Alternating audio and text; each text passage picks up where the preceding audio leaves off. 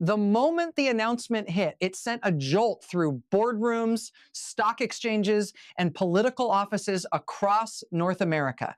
Canada had officially placed new restrictions on some of the most powerful US brands operating within its borders. And within minutes, tensions between the two nations escalated dramatically.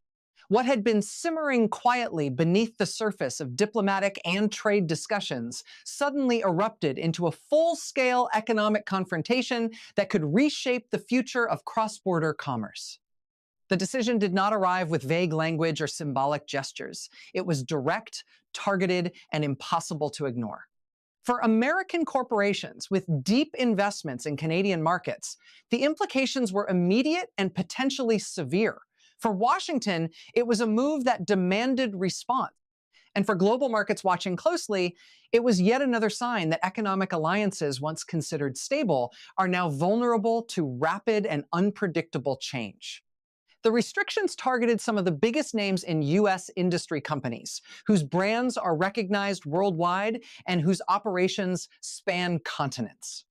From technology and retail to manufacturing and energy, the ripple effects began almost instantly.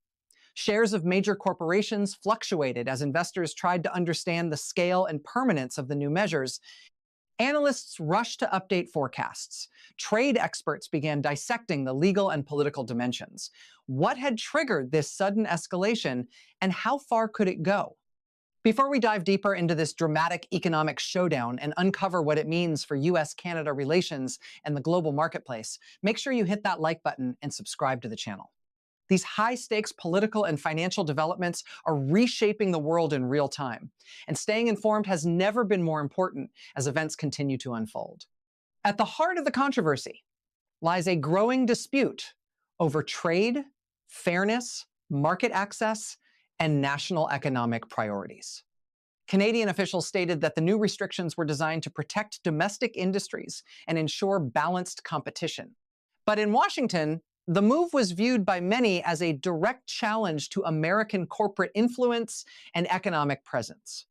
The restrictions included tighter regulations, new compliance requirements, and limitations affecting how certain US brands can operate and expand within Canadian territory. For years, US companies have enjoyed relatively seamless access to Canadian markets.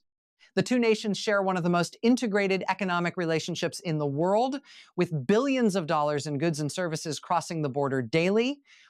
American brands have become deeply embedded in Canadian consumer culture, dominating sectors ranging from fast food and retail to digital services and entertainment.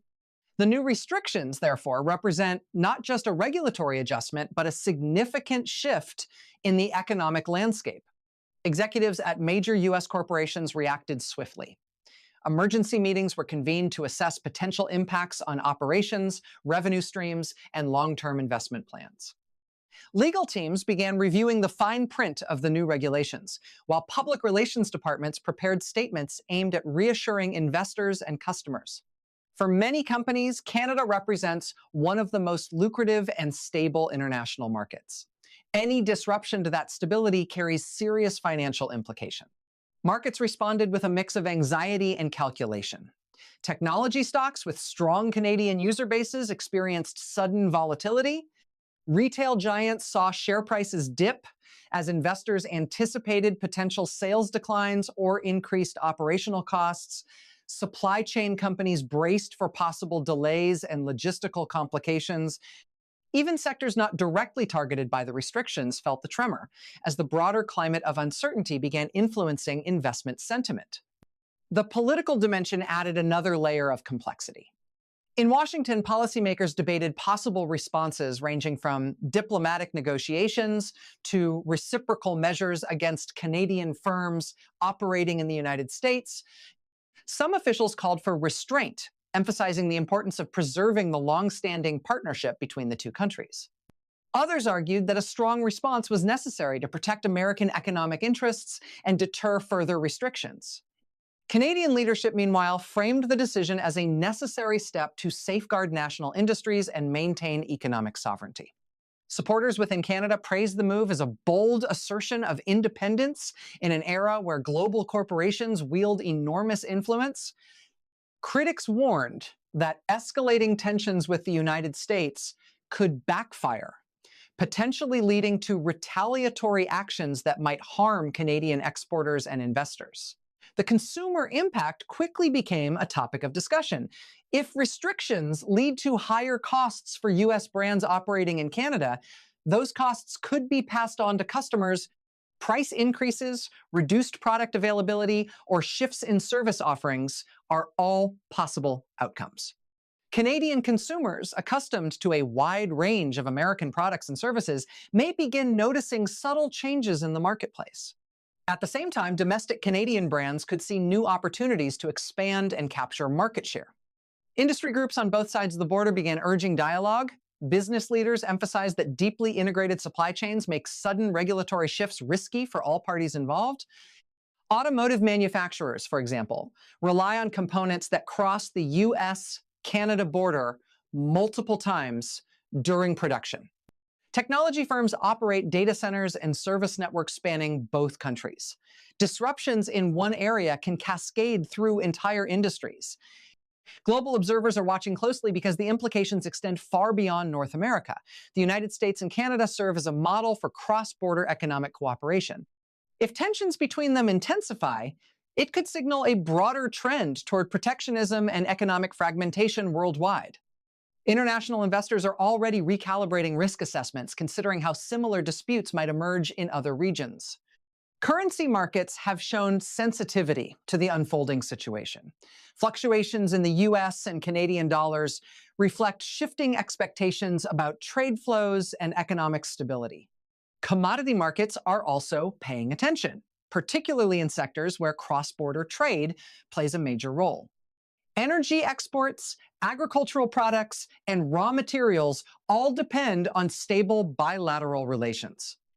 Diplomatic channels are reportedly active, even as public rhetoric grows sharper. Negotiators are likely exploring potential compromises that could ease tensions without appearing to concede too much ground.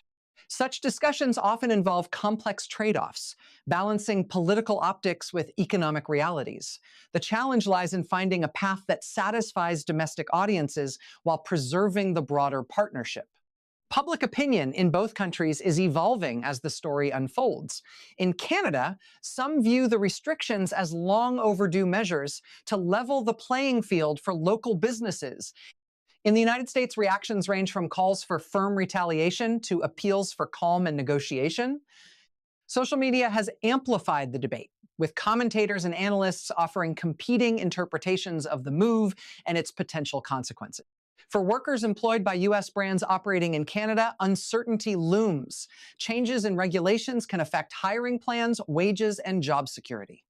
Companies facing increased costs or operational hurdles may reconsider expansion strategies or adjust staffing levels. The human dimension of trade disputes often becomes most visible at the local level, where communities feel the direct impact of corporate decisions.